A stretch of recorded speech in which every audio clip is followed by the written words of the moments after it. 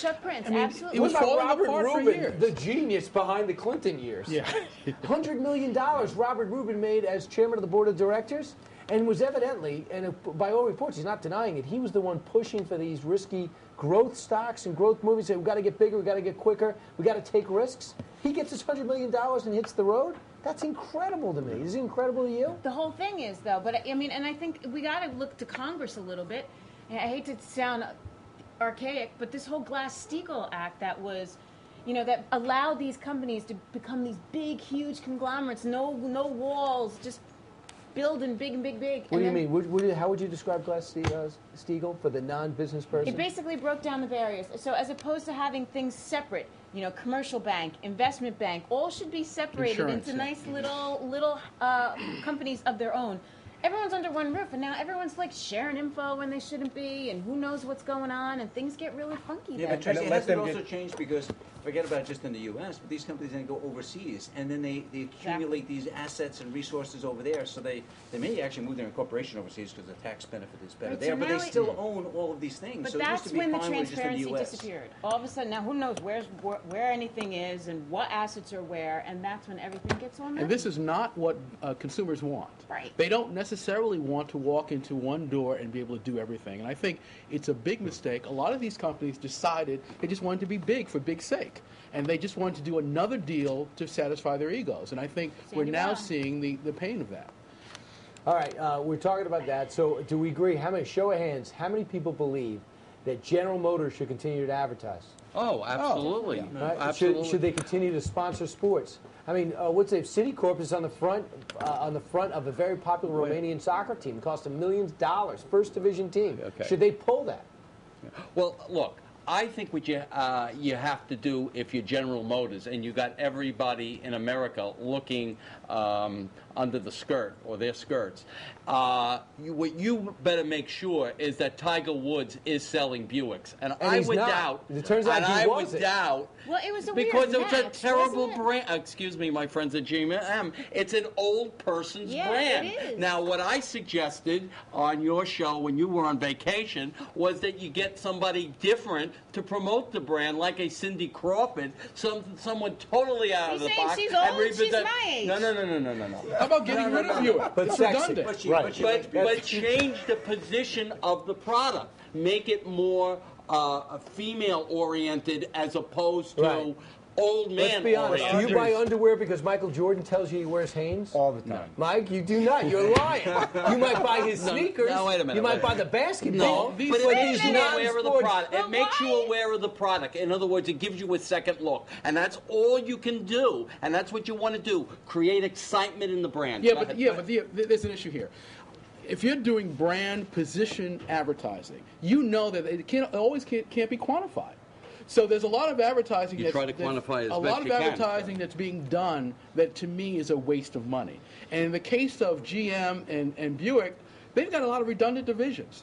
You know, that's an old model. You know, they've got all these divisions Couldn't that agree with you more. don't serve the consumer anymore, and they're just keeping this stuff going. They need to get rid of Are it. there also some places, like you'd say, put it on top of Shea Stadium, there are simply things where people drive by every day, they see it on a telecast. It doesn't have to have really a message. They just see the emblem, the trademark. It's they go, reminded. hey, I'm comfortable with that. So when they see a commercial, it makes me feel good. Hey, Didn't you Really have things focus. going on here, right? Real quick, finish up. No, I was just going to say, you've either got the question of whether you continue advertising. The answer should be unequivocally yes. The question of whether these things are the right vehicles or the right people, Excellent. Totally different Excellent question. And they point. may not be the right thing. And GM and everybody should be looking hard at how effective their And advertising GM says Super Bowl, I am out. But Tracy, Super Bowl's baloney. Yeah. To advertise on Well, the some Super Bowl, only advertise I the shouldn't Super say Bowl. this because it was on Fox. There is no data to show that there's any relationship between advertising on the Super Bowl and But sales. we were talking with Sal Marciano the other day, right? And he Right. was saying that actually is when the whole sports industry started to turn. When you get advertisers like that pulling out, they're not getting the money they need. And I know that's fodder for a different day. No, right. But I think that GM should, if GM's going to do any kind of marketing advertising right now, it should be, we're not going anywhere. Your car's warranty, your warranties aren't going Absolutely.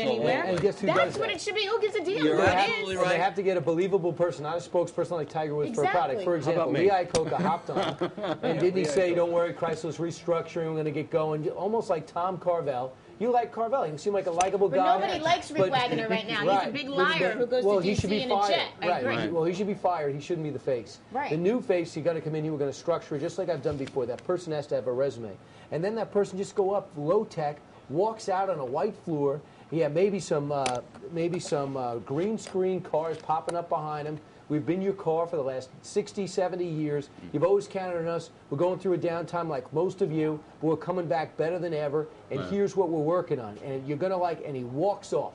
Low tech, high credibility. Didn't Kelleher do that at Continental? What was that guy's CEO? Yes. Right? JetBlue, he came out and took Continental all guys, the... that's all he did. He Absolutely. came out and he said, this is what's going on. But that's what you call, Brian, corporate advertising, and that's a little bit different No, from product. that sells me. If I'm Yeah. watching the Giant game and he right. walks out, and I'm mostly men are watching those games, like 70% of them, and he comes out and tells me things are going to be okay. We're in Chapter 11, but it's one of these scripted Chapter 11s, Yes. which is organized, which means we're going to be producing better Right cars now, within that's 6 what we're months. talking about. We're talking about corporate advertising. We're talking about people getting confidence in that overall brand. Not to that's- sell a particular that's- car, Right. but saying, hey, okay, maybe, we misstepped here in Washington, but, we're out there. We're going to do what we can. We're supporting you, the customers. We want your loyalty.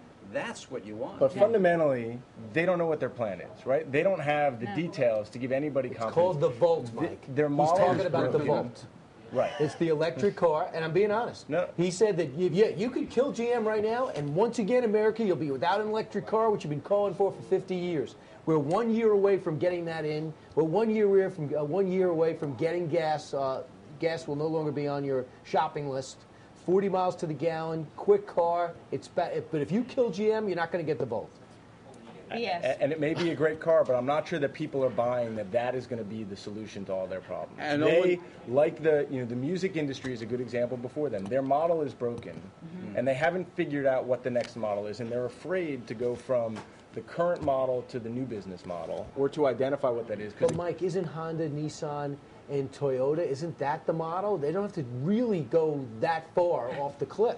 Well, they've Am I done right? Right, absolutely. It just So it's requires for- a lot of broken and you know eggs the to get numbers, there. and the numbers have been out now for Yeah. a while. It's Called $73, $72, and $71 for the big three. That's how much they are paying their worker. All right. And Honda, Nissan, and Toyota are paying $40. But that's only half of the problem. The other half is that the geniuses on the top in American car manufacturers don't know what the heck they're doing in terms of marketing. What is marketing? Satisfying needs.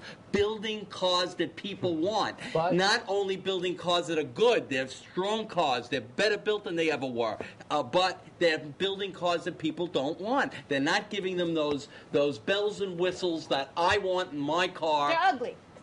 Okay, That's you it. want to say they're I always like the No, fact no, that no. it's Yeah. like, let's bake them croissants when they really want bagels. It's like Exactly. And it's like, well, what are people buying? You keep making these I like the croissants, Mustang. but- We like the Jeep. I mean, We don't we love like the Cadillacs? Yeah. Mustang. Wait a the minute. Cadillacs, don't we like that? You're not a navigation person. You don't like your Bluetooth. I see. I'm a gadget guy. I love all that. When I went to buy my second Cadillac, they didn't have that, but the Lexus did. The Lexus had all of those bells and whistles that generally folks a generation away like. So what I'm saying is they did not do that. Their